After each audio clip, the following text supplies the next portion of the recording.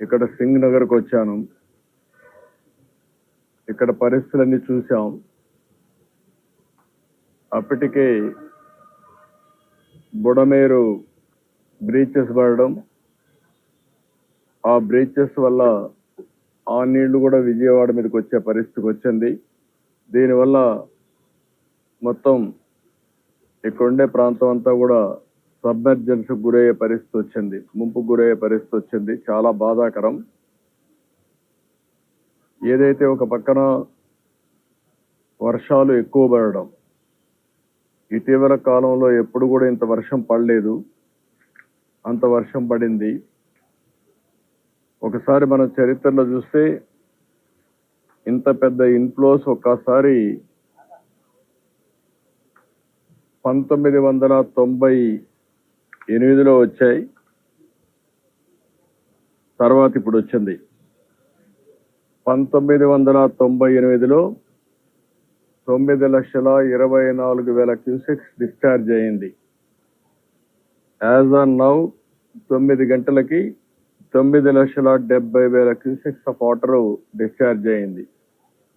అప్పటికంటే ఇప్పుడు దగ్గర దగ్గర 50,000 క్యూసెక్స్ ఆఫ్ వాటర్ ఎక్కువ వచ్చింది. ఇది ఇంకా పెరిగే అవకాశం కూడా కనపడుస్తూ ఉంది. ఈరోజు మనం చూసినప్పుడు అన్ని రిజర్వాయర్లు ఫుల్ అయినాయి.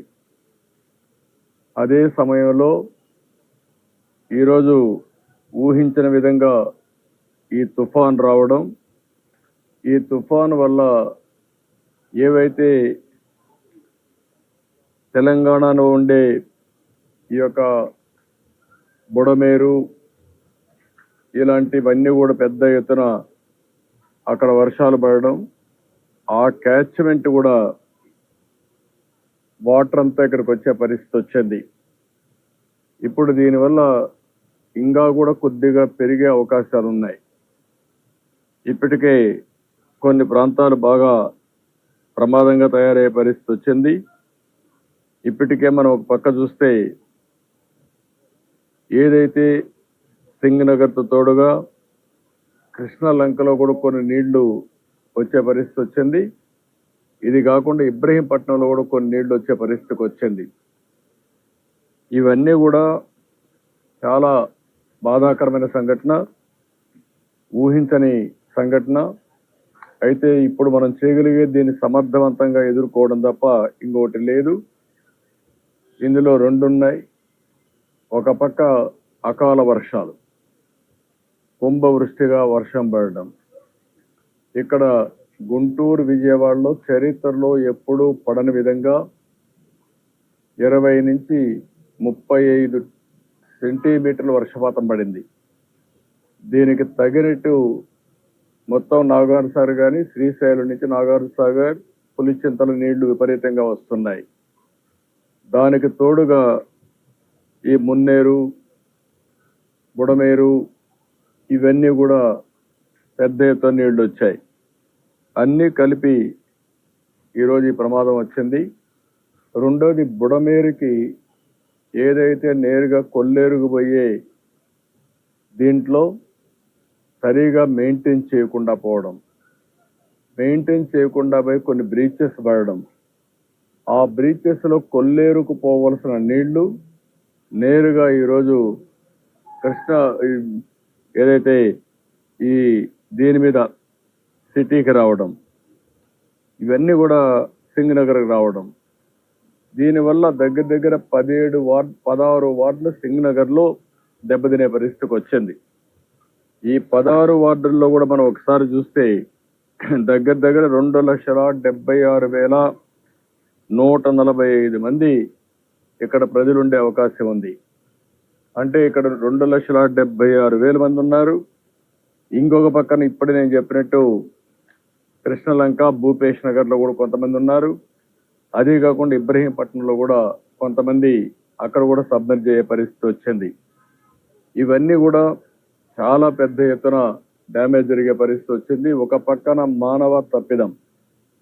ఆనాటి 5 సంవత్సరాల్లో ప్రభుత్వం సక్రమంగా మెయింటైన్ చేసుంటే, ఆ బ్రీచ్ లేకుండా చేసుంటే ఇప్పుడు ఆ నీళ్లు ఈ యొక్క సింగ్ నగర్కి వచ్చే పరిస్థితి వచ్చేది కాదు. దానివల్ల ఇది కొంతవరకు ప్రొటెక్షన్ ఉండేది. దీనికి అదనంగా చరిత్రలో ఎప్పుడూ పడని వర్షాలు పడడం, ఎప్పుడూ రానని నీళ్లు రావడం, దీనివల్ల కూడా 9,70,000 క్యూసెక్స్ ఆఫ్ వాటర్ అనేది ఒక చరిత్ర.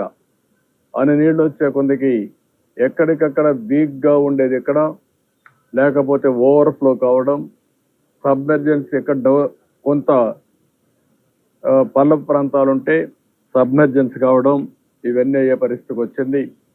నేను ఇక్కడికి వచ్చినప్పుడు, సింగనగర్కి వచ్చినప్పుడు నేను బోట్లో వెళ్ళాను, లోపలికి వెళ్ళాను, వాళ్ళ కష్టాలు చూశాను. ఆ కష్టాలు చూసిన తర్వాత నాకు అనిపించింది ఇక్కడి నుంచి పోవడం కరెక్ట్ కాదు, ఇక్కడే ఉండి మళ్ళీ వాళ్ళకు న్యాయం జరిగిన తర్వాత వాళ్ళలో ఒక నమ్మకం కలిగించి నేను ఇక్కడి నుంచి వెళ్ళాలనే ఉద్దేశంతోనే నేరుగా కలెక్టరేట్కి వచ్చాను. ఈరోజు రేపు నేను ఇక్కడనే ఉంటా.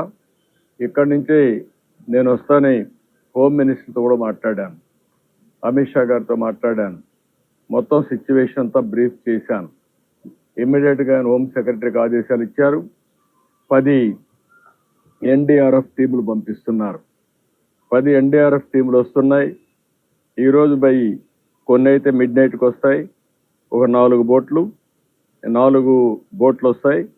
దగ్గర 4 కలిపి ఇంకొక పక్కన రేపు 6 టీములు వస్తున్నాయి. అన్ని కలిపి మనం చూస్తే ఒక 40 బోట్లని, ఒక 10 NDRF టీములు పంపిస్తున్నారు. ఇవి కాకుండా ఒక 6 హెలికాప్టర్లు పంపిస్తున్నారు. ఒకవేళ హెలికాప్టర్లు కూడా వస్తే ఎక్కడికక్కడ ఎయిర్ లిఫ్టింగ్ చేయడం, ఫుడ్ ఇవన్నీ చేయడం.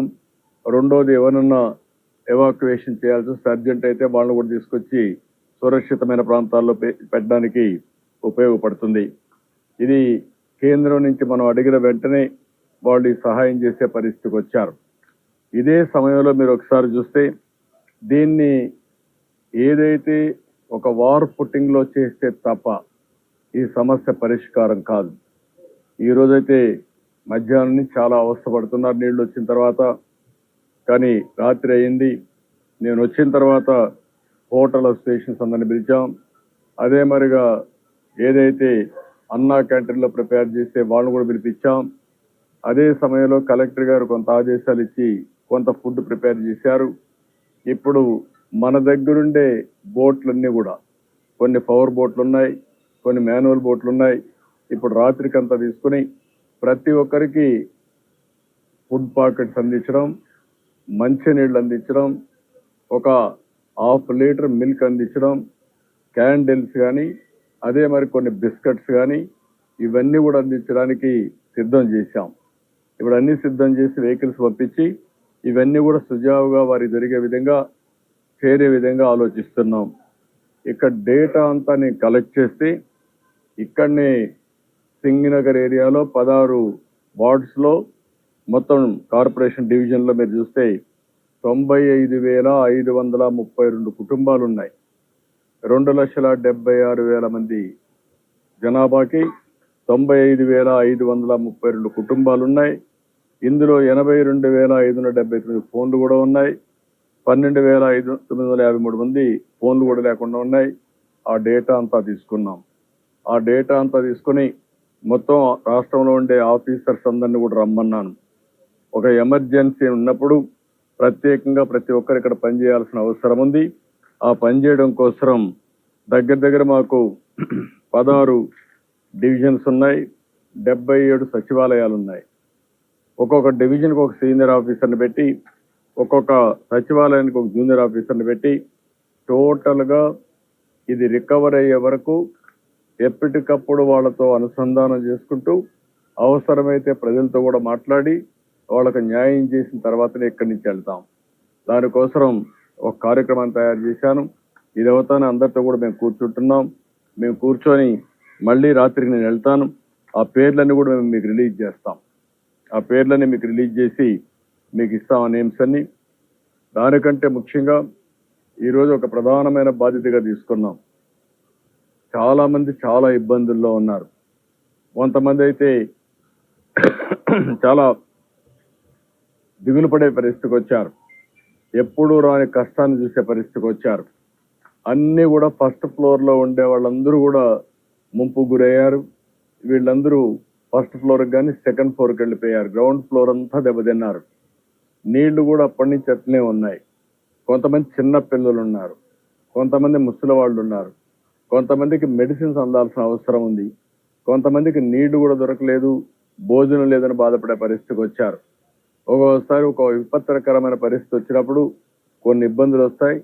ఏదో ఒక 100 కుటుంబాలు 200 కుటుంబాలు అయితే ఇమీడియట్గా చేయగలుగుతాం, కానీ 1,00,000 కుటుంబాలు, ఇంకా ఈ కుటుంబాల సంఖ్య పెరిగే పరిస్థితిలో ఉంది. దీన్ని లార్జ్ స్కేల్లో అడ్రస్ చేయాల్సిన అవసరం ఉంది. సర్వశక్తులు పడతాం, అడ్మినిస్ట్రేషన్ మొత్తం అప్రమత్తం చేస్తాం. ప్రభుత్వానికి ఉండే విస్తృతమైన అధికారులను ఉపయోగించి సమర్థవంతంగా ప్రతి ఒక్కరికి న్యాయం జరిగే వరకు రాత్రి కూడా లెక్క చేయకుండా రాత్రుల్లో పనిచేస్తాం. పనిచేసి అన్ని విధాలు ఆదుకోవడానికి మేము ప్రయత్నం చేస్తున్నాం. రాత్రికంతా నేను ఇక్కడనే ఉంటా, సూపర్వైజ్ చేస్తా, మళ్ళీ ఒకసారి వెళ్తా, వెళ్ళి అన్ని పరిశీలిస్తా. అవసరమైతే వాళ్ళకు ఒక మనోధైర్యాన్ని నింపుతాం. అదే సమయంలో వాళ్ళని అన్ని విధాలా ఆదుకోవడానికి ఎన్ని చర్యలు తీసుకోవాలో అన్ని చర్యలు తీసుకొని వాళ్ళకు అండగా నిలబడుకుంటాం.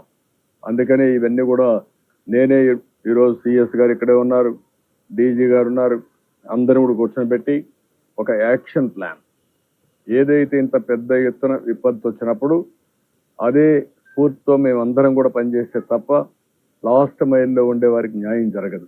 ఆ న్యాయం చేయడం కోసమే ఇప్పుడు మేము కూర్చున్నాం. ఎప్పటికప్పుడు స్టడీ చేస్తాం. ఇంకా అవసరమైతే వేరే ప్రాంతాల్లో కూడా ఫుడ్ తయారు చేసి అవి కూడా తీసుకొస్తాం. ఎన్ని విధాలా వాళ్ళకి చేర్చాలను, ఎందుకంటే ఎప్పటి లోపల ఈ బుడమేరు నీళ్లు తగ్గుతాయో మనకు తెలియదు. రేపు మధ్యాహ్నం కావచ్చు, రాత్రి కావచ్చు, ఎల్లుండి కావచ్చు, అన్నిటికీ మనం ప్రిపేర్ కావాలి. ప్రిపేర్ అయ్యి అక్కడ ఉండేవాళ్ళకి ఏమాత్రం ఇబ్బంది లేకుండా వాళ్ళని ఆదుకోవడానికి, కష్టాల్లో ఉండే వాళ్ళకి నమ్మకం కల్పించి వాళ్ళని అన్ని విధాలు ఆదుకుంటాం. ఆ కార్యక్రమంలోనే నేను ఉన్నా. ఇక్కడ మీకు ఏదైనా డౌట్స్ కానీ, ఇప్పుడు ఇది అయిన తర్వాత మేము ఆఫీసర్స్ అంతా రివ్యూ చేసుకొని రోల్ క్లారిటీ ఇచ్చిన తర్వాత, ఎందుకంటే కన్ఫ్యూజన్ లేకుండా ఎవరేం చేయాలనో చాలా స్పష్టమైన రోల్ క్లారిటీ ఇస్తాం. ప్రతి ఒక్క ఆఫీసర్ని ఇంత మునుపు కూడా నేను 4-5 సార్లు ఇదే మరిగా సూపర్ సైక్లోన్, ఒకసారి హరికేన్ తుఫాన్ వచ్చింది ఈస్ట్ వెస్ట్ గోదావరి 97 ఆ ప్రాంతంలో, ఉదుహు తుఫాన్ వచ్చింది. ఆ తర్వాత హైదరాబాద్లో ఒకసారి పెద్ద ఎత్తున వరదలు వచ్చాయి. అనేక సందర్భాల్లో స్పష్టమైన రోల్ క్లారిటీ ఇచ్చి ప్రతి ఒక్కరికి న్యాయం చేసిన తర్వాతనే అడ్మినిస్ట్రేషన్ తిరిగి వెళ్ళాం. ఈరోజు మేము సెక్రటరియట్లో కూర్చోవచ్చు, లేకుంటే స్టేట్ డిజాస్టర్ మేనేజ్మెంట్ అథారిటీలో కూర్చోవచ్చు. కాదు, ఇక్కడనే సింగ్ నగర్లో దగ్గరగా ఉండే ఇక్కడ మేము కూర్చోవాలి. ఇక్కడి నుంచే పని చేయాలి. పని చేసి వాళ్ళకు ఒక నమ్మకాన్ని కల్పించాలి. వాళ్ళు గట్టిగా అరిస్తే మాకు వినపడే పరిస్థితి ఉండాలి. అందుకే ఇక్కడే కూర్చున్నాం. ఇక్కడి నుంచే కూర్చొని రేపు ఎల్లుండి కూర్చొని ఇక్కడ అన్ని సరి చేసిన తర్వాతనే ఇక్కడ వదిలిపెడతాం. ముందు నేను ఇష్యూ బ్రీఫ్ చేశాను ఆయనకి. జరిగిన సంఘటన ఈరోజు మీరు చూస్తున్నారు. 98లో ఒకసారి నేను చెప్పిన ప్రకారం 9,28,000 క్యూసెక్స్ ఆఫ్ వాటర్ వచ్చింది. ఆ తర్వాత 9,72,000 క్యూసెక్స్ ఆఫ్ వాటర్ రావడం ఇది మొదటిసారి చరిత్రలో. ఇటీవల కాలంలో ఎప్పుడు ఇది రికార్డు కాలేదు కృష్ణా నదిలో. అలాంటిది వచ్చినప్పుడు వారి దృష్టికి కూడా తీసుకొచ్చి ఇప్పటికే కొన్ని వీక్ బండ్స్ ఉన్నాయి. ఇప్పటి వరకు మనం ఇక్కడ చూస్తున్నాం విజయవాడలో జరిగిన డ్యామేజ్. ఇక్కడి నుంచి డౌన్ బిలో వెళ్తుంది. ఆ డౌన్ బిలో వెళ్ళినప్పుడు కొన్ని దిక్కల బండ్స్ అన్ని కూడా వీక్గా ఉంటే ఆ నీళ్లు కూడా పొలాల మీదకి కానీ లేకపోతే గ్రామాల మీదకి కానీ వచ్చే అవకాశం కూడా ఉంటుంది. దాన్ని కూడా మానిటర్ చేసుకోవాలి రాత్రికి. అవి మానిటర్ చేసుకొని ఇది వరద తగ్గే వరకు, ఫ్లడ్ తగ్గే వరకు ఎక్కడికక్కడ అన్ని జాగ్రత్తలు తీసుకొని ఈరోజు అక్కడ అవసరమైతే కొన్ని ఇసుక బస్తాలు పెట్టుకోవడం, ప్రజలను అప్రమత్తం చేయడం, అక్కడ కూడా ఎక్కడ బండ్ తెగిపోకుండా కాపాడుకోవడం, బ్రీచెస్ పడకుండా కాపాడుకోవడం, అది కూడా అవసరం. దానికి కూడా ఏమేమి చేయాలో అవన్నీ చేస్తాం.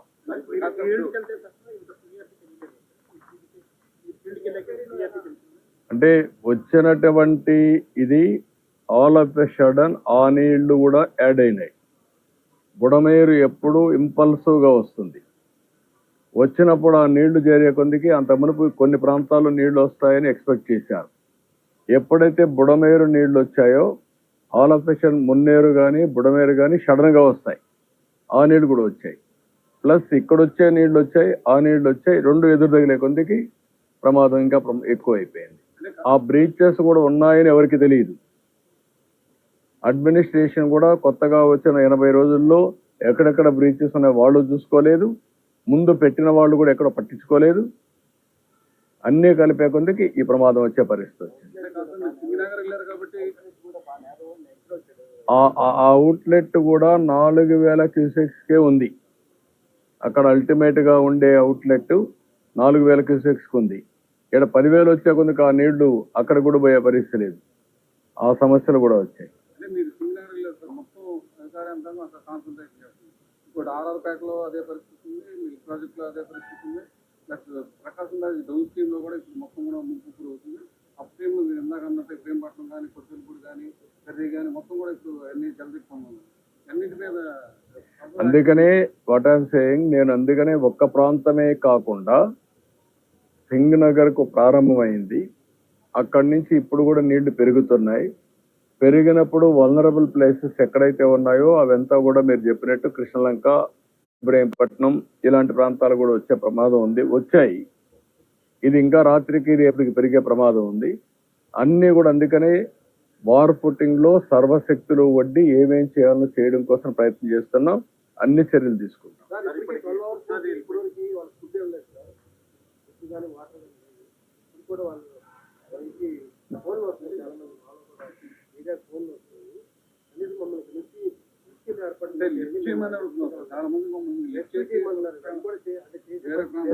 అంటే ఇప్పుడు నేను ఏమంటానంటే రాత్రికి అందరినీ తీసుకురావాలంటే ఒక 1000 మందిని 2000 మంది తీసుకురాగలుగుతాం.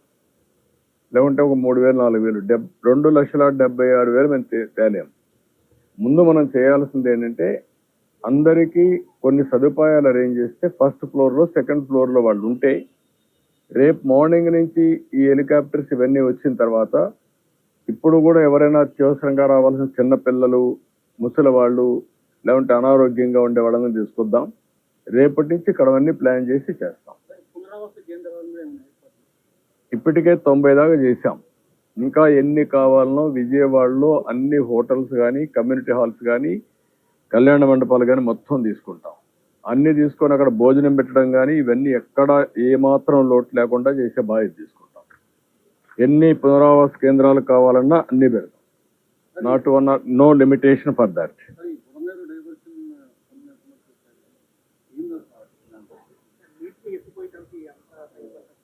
మరి ఇప్పుడు ప్రస్తుతానికి బుడమేరు ఆ బ్రీచెస్ క్లోజ్ చేయడానికి కూడా రాత్రి లైట్లు పెట్టి అక్కడ వర్క్ కూడా స్టార్ట్ చేశాం.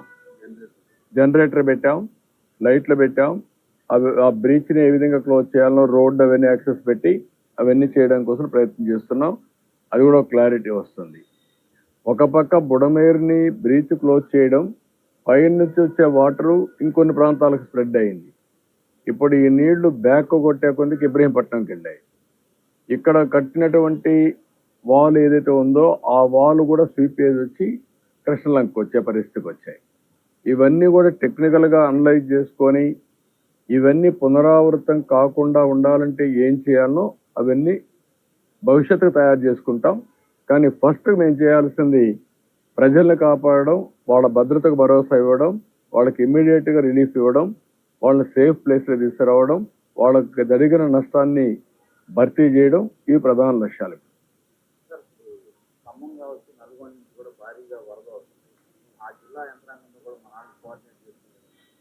అంటే మనకి ఎక్కడికక్కడ నీళ్లు ఎంత వస్తున్నాయో వచ్చేస్తున్నాయి. వాళ్ళు అక్కడ నీళ్లు నిలిపే పరిస్థితులు లేరు. ఎక్కడైతే వర్షం పడిందో ఆ వర్షం అంతా మున్నేరుకు వస్తుంది, లేకపోతే ఇక్కడికి వచ్చే కొద్దికి బుడమేరుకు వచ్చేస్తుంది. అవన్నీ వచ్చేస్తాయి. వచ్చినప్పుడు దాన్ని మనం కూడా శ్రీశైలం, నాగార్జునసాగర్, పులిచింతల ఏమాత్రమైనా హోల్డ్ చేయగలిగితే అవి కూడా ఆలోచిస్తున్నాం. నేను మధ్యాహ్నం కూడా మీకు చెప్పాను, పులిచింతల నుంచి 6 గంటలు ఇక్కడ రావడానికి పడుతుంది. పులిచింతల్లో కొంత వాటర్ కట్ చేశాం. అక్కడ ఇంపౌండ్ చేయగలిగినంత వరకు అక్కడ ఇంపౌండ్ చేస్తున్నాం. కానీ అక్కడ కూడా ఇంపౌండ్ చేయలేనప్పుడు ఆ వాటర్ కంపల్సరీ రావాల్సి వస్తుంది. అదే మరి ఇంటర్మీడియట్ వచ్చేటివన్నీ కూడా మున్నేరు బుడమేరు ఇవన్నీ కూడా వచ్చే పరిస్థితి వస్తున్నాయి. ఇవన్నీ రాత్రికి మాకు క్లారిటీ వస్తుంది.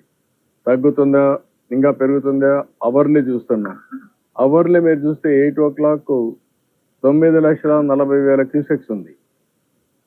అదే మాదిరిగా ఈరోజు 8 గంటలకు అది ఉంటే 9 గంటలకు 9,72,000 పెరిగింది. అంటే దగ్గర దగ్గర 32,000 క్యూసెక్స్ ఆఫ్ వాటర్ పెరిగింది. సో ఇవన్నీ ఉన్నాయి, అన్ని మానిటర్ చేస్తున్నాం. క్లోజ్గా మానిటర్ చేసి ఎన్ని విధాల ప్రయత్నం చేయాలో అన్ని విధాల ప్రయత్నం చేసి water regulation, flood management, rescue, relief and rehabilitation మొత్తం కూడా ప్లాన్ చేస్తాం. చిత్తూరు జిల్లా లంక గ్రామాలకు కూడా వరద నీరు చేరి అక్కడ కూడా రాకపోవడం ఉన్నాయి, ఆ ప్రాబ్లమ్స్ కూడా వస్తున్నాయి. దానికి కూడా అందుకే రేపు హెలికాప్టర్స్ అన్ని వస్తే ఎక్కడెక్కడ అవసరమో డిప్లాయ్ చేసుకుంటాం. వాళ్ళకు కూడా ఏమేం చేయాలి అన్ని వర్కౌట్ చేస్తాం.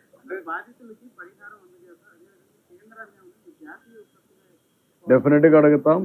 రేపు ఎన్ని అయిన తర్వాత ఫస్ట్ వాళ్ళకి ఇన్ఫర్మేషన్ ఇచ్చాం, ఒక లెటర్ పంపిస్తాం.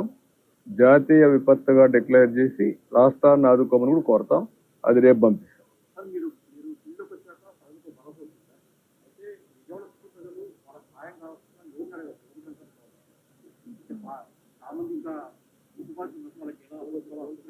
అంటే మీ కాల్ సెంటర్ నేను 2 నెంబర్లు పెట్టాము కాల్ సెంటర్. అదేమ్మా ఇప్పుడే ఇస్తాను నెంబరు చూడ ఎటువంటి నెంబర్ అండి. ఇప్పుడు నేను కమాండ్ కంట్రోల్ నెంబర్ 112 లేకపోతే 107 ఈ నెంబర్కి కాల్ చేయండి. 112-107 ఇక్కడ నెంబర్ ఆఫ్ కాలర్స్ని పెట్టాం, నెంబర్ ఆఫ్ లైన్స్ పెట్టాం. ఇక్కడ ముందు ఇచ్చిన నెంబరు ఓన్లీ 1 నెంబర్ ఉంది, ఇది కలెక్టరేటివ్.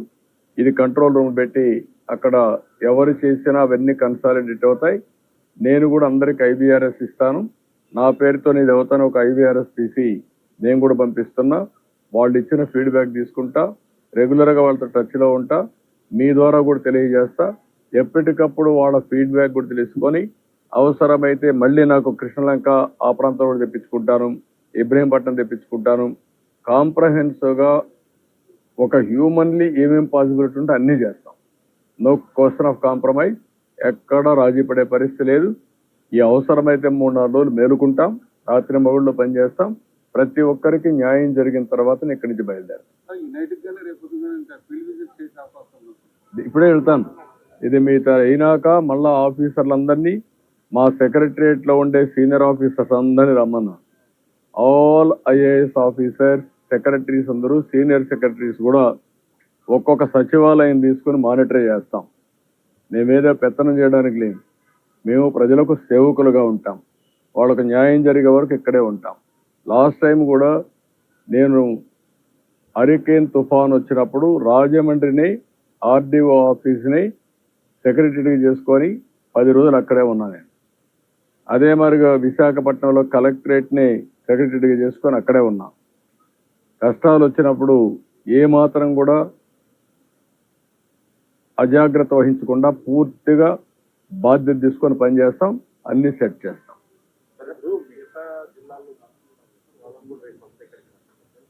అవసరమైతే అక్కడ కూడా కొన్ని చిన్న చిన్న ప్రాబ్లమ్స్ ఉన్నాయి. ఎందుకంటే అన్ని దిక్కల వర్షాలు పడ్డాయి. అవన్నీ చూసుకొని ఫ్రీగా ఉండే మంత్రులను రమ్మంటాం, వాళ్ళు కూడా సూపర్వైజ్ చేయండి. అంటే శ్రీశైలం, జూరాల అవి కొంత ఆల్మట్టి అవి కొంత తగ్గాయి. అయితే శ్రీశైలం నుంచి నాగార్జున సాగర్కి వచ్చేవి కూడా తగ్గుతున్నాయి. నాగార్జున సాగర్ మళ్ళా పులిచింతల నుంచి కిందకి వచ్చే డౌన్ స్ట్రీమ్ లో ఎక్కువ వస్తున్నాయి. అక్కడే మనకి ప్రాబ్లం. మున్నేరు, బుడమేరు, లేకుంటే వైరా, అక్కడ ఇంకొక ప్రాజెక్ట్ కూడా ఉంది, కట్లేరు, అవన్నీ ఉన్నాయి. ఇవి ఎక్కువ వచ్చాయి. అది కూడా నిన్న పడిన వర్షం శ్రీకాకుళంలో, కళింగపట్నంలో క్రాస్ అయినా అక్కడ వర్షం పడకుండా నేరుగా డైరెక్షన్ మొత్తం నల్గొండ, ఖమ్మానికి వెళ్ళిపోయింది. అక్కడ పడిన వర్షపు నీరుని ఇక్కడికి వచ్చాయి. మళ్ళా మొన్నే అతలాకుతలం చేసింది గుంటూరు, కృష్ణా జిల్లాని. ఇప్పుడు అదనంగా పైన పడ్డాయి. అప్పుడు మొత్తం ఈ యొక్క క్యాచ్మెంట్ ఏరియాలో ఈ ప్రాంతంలో పడి మొత్తం దెబ్బతిన్నాం. పైన పడే కొందికి ఆ నీళ్ళు కూడా కిందికి వచ్చాయి. 2 విధాలు. అదే శ్రీకాకుళంలో వర్షం పడి ఉంటే ఇంత ప్రమాదం వచ్చేది కాదేమో. అక్కడ గాలి లేదు, వర్షం లేదు. ఓసారి డెస్టినీ కొన్ని ఇబ్బందులు వస్తాయి. ఆ ఇబ్బందులు సమర్థవంతంగా ఎదుర్కోవడం తప్ప వేరే మార్గం లేదు. ఏం చేయాలో అన్ని చర్యలు చేస్తాం. Will act it. ఇంకోటి ఈ మధ్యలో ఒక ప్యానిక్ సిచ్యువేషన్ ఉంది. రేపు అంటే అమావాస్య కారణంగా పంపుతూ ఈ వాటర్ రిసీవ్ చేసుకోగా ఎదురుదనే అవకాశం ఉంది. ముందు ఫ్యూచర్లో కూడా మళ్ళీ రివర్ దగ్గర మళ్ళీ ఎదురుదనే అవకాశం ఉంది. దాంతో నందిగామ అంటే నందిగామకు సంబంధం లే కదా. అది మరి ముందే మొత్తం హైవే మీదకి వచ్చేసి ఒకవేళ వచ్చినా కూడా సముద్రం నుంచి కిందికి వస్తే ప్రకాశం బ్యారేజ్ కిందన కదా ఇవన్నీ. ఇంకా వస్తే ప్రాబ్లం వచ్చేది ఈ పక్క వస్తుంది, పైన రాదు. ఏది ఏమైనా ఒక ప్రాంతంలో వస్తుంది, ఒక ప్రాంతంలో రాదనకుండా ప్రాబ్లమ్స్ ఉంటాయి, సమస్యలు ఉంటాయి. ఆ సమస్యలను అధిగమించడానికి ఏమేం చేయాలో అన్ని చేద్దాం. మేమన్నీ కూడా వాచ్ చేసుకుంటాం. Time to time end to end solutions ఏవైతే ఉన్నాయో మానవత ఎలాంటి తప్పు చేయకుండా మన మనుషులుగా సమర్థవంతంగా నిర్ణయాలు చేసి ఆ సమర్థవంతంగా ఉండే నిర్ణయాలు అమలు చేసి ప్రాణ నష్టాన్ని కాపాడాం. కానీ వాళ్ళ కష్టాలు తగ్గించలేకపోయాం. అదే సమయంలో ఆస్తి కూడా నష్టపోయే పరిస్థితికి వచ్చాం. దీన్ని ఏ విధంగా కాంపన్సేట్ చేయాలో అన్ని ఆలోచించేస్తాం.